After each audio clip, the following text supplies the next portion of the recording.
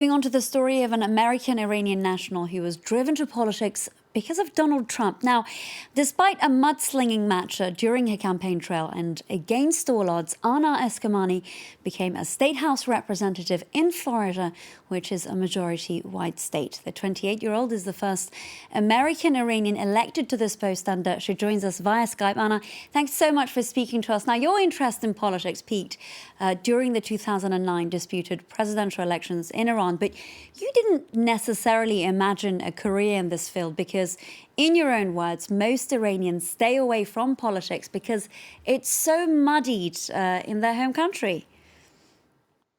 Well, thank you so much for having me. And that's exactly right. I mean, when I grew up here in Orlando, Florida, I was told often by my dad to study only physics, biology, chemistry, and not get involved in politics. And I think for many Iranians, the context of politics is dangerous. If you speak out in a country like Iran, you could be persecuted and your family could be impacted too. So the culture very much is stick to yourself and don't get involved in the political process. As I mentioned earlier, you've actually said that your decision was made when Donald Trump was elected. Why was that? Well, Donald Trump's election was not representative of this country. I'm a daughter of working class immigrants from Iran. My mom passed away to cancer when I was 13 years old. This is a country of opportunity, of diversity, not of Donald Trump. And so when I saw his campaign and how he treated others and the fact that he won, it put me in a place to make the decision that if we really wanted a representative democracy, women like me would have to step up and run for office for the first time.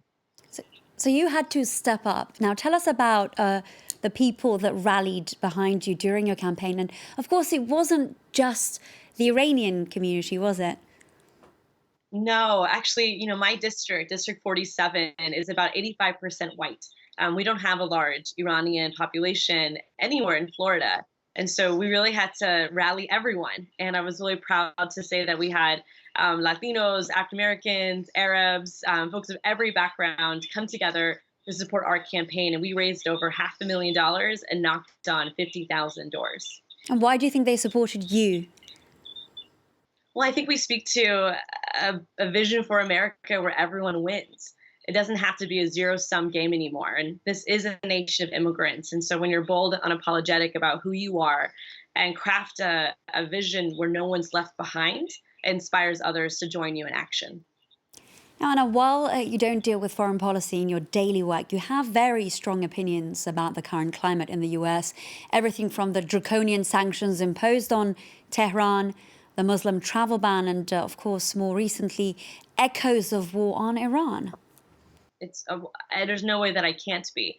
I mean, Iranians are, we think about our home country all the time, and I have so much family that still lives in Iran. And when my mom passed away in 2004 to cancer, she hadn't seen her sisters in decades. So these issues are really personal for me, and I think about my family in Iran every day. And the concerns about war means that people who I love and care about are going to be impacted. I want a world where Iran and the United States have peace, and I do think diplomacy is one of the best ways to get there.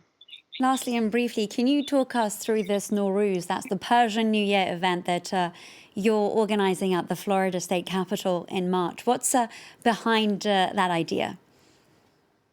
As the first Iranian-American elected to any public office in Florida, I feel like it is my duty to share my culture with others. And so we are hosting a Persian New Year celebration at Florida State Capitol, the first ever. And my goal is to help break the stigma between American culture and Iranian culture and celebrate the New Year together. Anna Eskamani, I'm afraid that's all we have time for. Thank you so much for speaking to us here on Middle East Matters. We wish you the best of luck.